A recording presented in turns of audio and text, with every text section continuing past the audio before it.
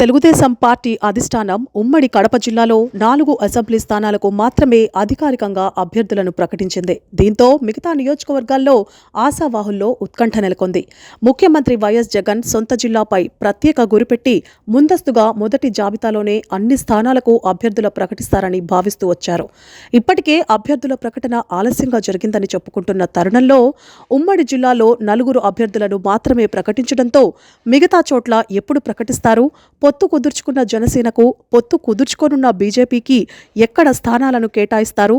ఈ రెండు పార్టీలకు చెరో స్థానం కేటాయిస్తే అక్కడ టీడీపీ టికెట్లు ఆశించే వారి పరిస్థితి ఏంటి అన్నది జిల్లాల్లో ఉత్కంఠగానే కొనసాగుతోంది. తెలుగుదేశం పార్టీ అధినేత చంద్రబాబు నాయుడు, జనసేన పార్టీ అధినేత పవన్లు పొత్తు నేపథ్యంలో ఇద్దరూ కలిసి శనివారం ఒక నిర్ణయానికి వచ్చి వీరి పార్టీలకు చెందిన అభ్యర్థుల జాబితాలను ప్రకటించారు.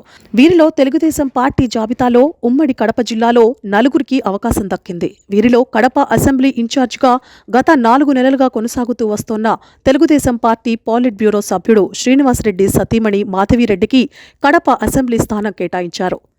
ఈమెను ఇన్ఛార్జిగా నియమించినప్పటి నుంచి టికెట్ తనదే అన్న ధీమాతో ఎన్నికల ప్రచారాన్ని తలపిస్తూ ప్రజల్లో తిరుగుతూ వస్తున్నారు.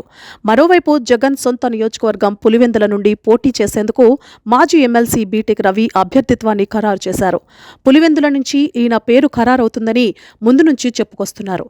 వీరితో పాటు మైదుకూరు అసెంబ్లీ నుంచి అక్కడి ఇన్ఛార్జ్ సుధాకర్ యాదవ్ పేరు ఖరారు చేస్తూ ప్రకటించారు.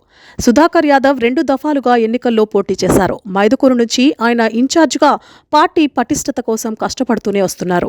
అన్నమయ్య జిల్లా రాయచోటి అసెంబ్లీ నియోజకవర్గం నుంచి మండపల్లి రాంప్రసాద్ రెడ్డిని అభ్యర్థిగా ప్రకటించారు. ఇక్కడ ఆయనను అభ్యర్థిగా ఖరారు చేయడం పట్ల ఇక్కడి టీడీపీ ఇన్ఛార్జ్ రమేష్ కుమార్ రెడ్డి అనుచరులు తీవ్ర ఆగ్రహానికి గురయ్యారు. ఆ 4తో ఆగకుండా మిగతా వారిని కూడా ప్రకటించాలని టీడీపీ శ్రేణులు ఆశిస్తున్నాయి.